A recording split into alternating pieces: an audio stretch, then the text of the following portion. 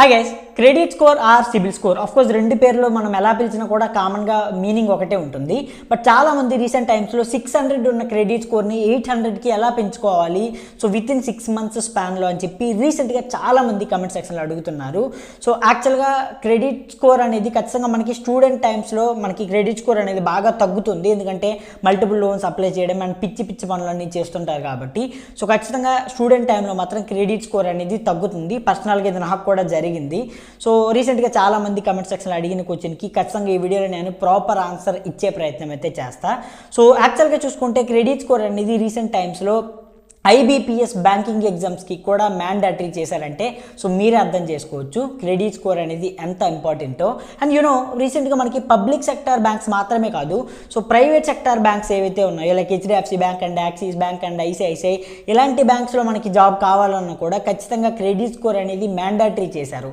So credit score ఒక్కటే decide చేస్తుంది మన ఫైనాన్షియల్ క్యారెక్టర్ ఎలా ఉంది అని చెప్పి. మరి ఇలాంటి క్రెడిట్ స్కోర్ని ఖచ్చితంగా మనం విత్ ఇన్ 6 months స్పాన్లో ఎలా ఇంప్రూవ్ చేసుకోవాలనేది ఖచ్చితంగా ఈ వీడియోలో మనం తెలుసుకుందాం. సో మోస్ట్లీ దీని గురించి నేను ఆన్లైన్లో రీసెర్చ్ చేశా అండ్ కొంతమంది బ్యాంక్ అఫీషియల్స్ని కూడా కలిసినప్పుడు ఖచ్చితంగా వాళ్ళు ఇన్ఫర్మేషన్ ఏదైతే షేర్ చేశారో దాన్ని కూడా ఈ వీడియోలో నేను మీకు మెన్షన్ చేసే ప్రయత్నం అయితే చేస్తా. అండ్ మన క్రెడిట్ స్కోర్ ఫాస్ట్గా పెరగాలంటే ఫస్ట్ థింగ్ మనం చేయవలసిన పని ఖచ్చితంగా మీకు ఏవైతే ఆల్రెడీ లోన్స్ ఉన్నాయో, మీకు ఏవైతే క్రెడిట్ కార్డ్స్ ఉన్నాయో, సో ఆ బిల్స్ అన్ని కూడా ఖచ్చితంగా టైం టు టైం పే చేయగలిగినట్టుగా చూసుకోండి. సో అఫ్కోర్స్ ఆల్రెడీ ఏవైతే డిఫాల్టర్గా ఉన్న లోన్స్ ఉన్నాయో వాటిని వదిలేయండి, ఎందుకంటే అవి మళ్ళీ మీరు ఇప్పుడు ఒకేసారి రీపే చేయలేరు కాబట్టి. బట్ ఆల్రెడీ ఏవైతే మీకు కంటిన్యూ అవుతున్న లోన్స్ అండ్ క్రెడిట్ కార్డ్స్ ఉన్నాయో సో ఖచ్చితంగా వాటిని మాత్రం in time to time pay చేసుకోండి. సో వీలైతే రిమైండర్ సెట్ చేసుకోండి, లేదంటే ఆటో డెబిట్ కూడా సెట్ చేసుకోండి. అంటే ఆటోమేటిక్గా అకౌంట్ నుంచి డెబిట్ అయ్యే విధంగా బ్యాంకుకి వెళ్ళి సో రిమైండర్ కూడా సెట్ చేసుకోండి. ఎందుకంటే టైం టు టైం పేమెంట్స్ అనేవి సో ఖచ్చితంగా మీ క్రెడిట్ స్కోర్ అనేది తక్కువ కాకుండా చూసుకుంటాయి. ఎందుకంటే ఆల్రెడీ మీరు డిఫాల్టర్గా ఉన్నారు, అక్కడ మీ క్రెడిట్ స్కోర్ అనేది తగ్గుతుంది. అండ్ ఇక్కడ మీకు టైం టు టైం మీరు ఇన్స్టంట్ పేమెంట్ చేశారనుకోండి, సో డెఫినెట్గా ఈ రెండు కూడా మీకు యావరేజ్ అవుతాయి. అప్పుడు మీకు క్రెడిట్ స్కోర్ అనేది తగ్గదు పెరగదు, అట్ ద సేమ్ లెవెల్ అదే మీకు మెయింటైన్ అవుతూ ఉంటుంది. ఇలా మీరు ఈజీగా 1 year వరకు కూడా క్రెడిట్ స్కోర్ అనేది మెయింటైన్ చేయొచ్చు. అండ్ స్టెప్ 2, ఖచ్చితంగా ఒక కొత్త క్రెడిట్ కార్డ్ని అప్లై చేయడానికి అయితే ట్రై చేయండి. ఎందుకంటే ఖచ్చితంగా క్రెడిట్ కార్డు ఉన్న వాళ్ళకి సో నార్మల్ వాళ్ళతో కంపేర్ చేసుకుంటే ఖచ్చితంగా క్రెడిట్ స్కోర్ అనేది చాలా ఫాస్ట్గా ఇంప్రూవ్ అవుతుంది. ఎందుకంటే వాళ్ళు time to time bills pay చేస్తుంటారు అండ్ దాంతోపాటు వాళ్ళ క్రెడిట్ హిస్టరీ కూడా so time to time build అవుతుంది కాబట్టి సో డెఫినెట్గా వాళ్ళకి చాలా ఫాస్ట్గా ఇంప్రూవ్ అవుతుంది. సో బెటర్ ప్రజెంట్ అయితే ఇప్పుడు అన్ని బ్యాంక్స్ కూడా ఫిక్స్డ్ డిపాజిట్ పైన కూడా మీకు క్రెడిట్ కార్డ్స్ని అయితే ప్రొవైడ్ చేస్తున్నాయి.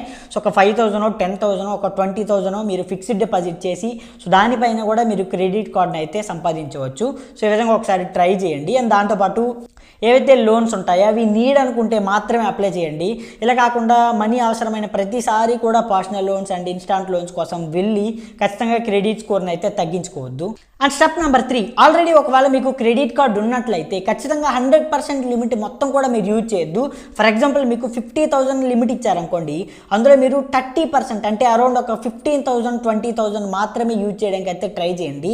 రిమైనింగ్ కార్డులో అలానే ఉంచండి. ఎందుకంటే సో క్రెడిట్ యూటిలైజేషన్ అనేది మీకు పెరిగింది అనుకోండి, అంటే అబౌవ్ 70% అండ్ 80% అలా వెళ్తే మాత్రం ఖచ్చితంగా మీ క్రెడిట్ స్కోర్ అనేది ఇంపాక్ట్ అవుతుంది. అంటే మీరు ఎంత అమౌంట్ ఇచ్చినా కూడా దాన్ని యూజ్ చేయడానికి రెడీగా ఉన్నారని చెప్పి ఇది హెచ్చరిస్తుంది.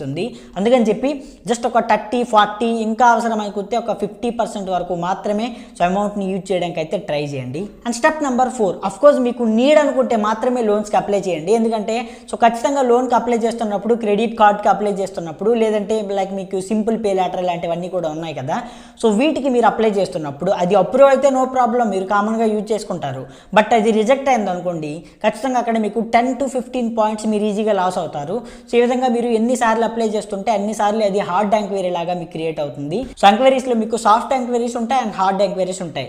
సో సాఫ్ట్ ఎంక్వైరీస్ అంటే జస్ట్ మీరు ఎక్కడైనా క్రెడిట్ స్కోర్ చెక్ చేసుకున్నప్పుడు ఇవన్నీ కూడా మీకు ఉంటాయి. అండ్ హార్డ్ ఎంక్వైరీస్ ఏవైతే ఉంటాయో ఖచ్చితంగా మీకు రిజెక్ట్ అయిన ప్రతిసారి కూడా అది హార్డ్ ఎంక్వైరీలోకే వెళ్తుంది. సో ఖచ్చితంగా మీ క్రెడిట్ స్కోర్ అనేది చాలా ఫాస్ట్గా తగ్గుతుంది. కాబట్టి సో మనీ నీడ్ అనుకుంటే మాత్రం అప్లై చేయండి. అండ్ దాంతోపాటు మీకు లోన్ రాదు, క్రెడిట్ కార్డ్స్ రావు అనుకుంటే సో ఖచ్చితంగా ఎక్కడ పడితే మెసేజెస్ వచ్చాయి కదా, నోటిఫికేషన్స్ వచ్చాయి కదా అని అప్లై చేయకుండా సో బెటర్ వాటిని అవాయిడ్ చేయడం చాలా చాలా better option. And finally number 5, of course security science కానీ అండ్ ఇలాంటివి ఏవి కూడా చేయొద్దు. అంటే మీ ఫ్రెండ్కి లోన్ కావాలి, లేదంటే మీ రిలేటివ్స్లో లోన్ కావాలి అని చెప్పి సో వాళ్ళకి మీరు సెక్యూరిటీ సైన్ చేయడం అండ్ సెక్యూరిటీగా ఉండటం అండ్ ఇలాంటివన్నీ కూడా మేబీ వీటిని అవాయిడ్ చేయడానికి అయితే ట్రై చేయండి. ఎందుకంటే ఎందుకంటే రీసెంట్ టైమ్స్లో చూసుకుంటే సెక్యూరిటీ సైన్స్ ఎవరైతే చేస్తున్నారో సో వాళ్ళ క్రెడిట్ స్కోర్ పైన కూడా ఇది చాలా చాలా ఇంపాక్ట్ అయితే చూపిస్తుంది.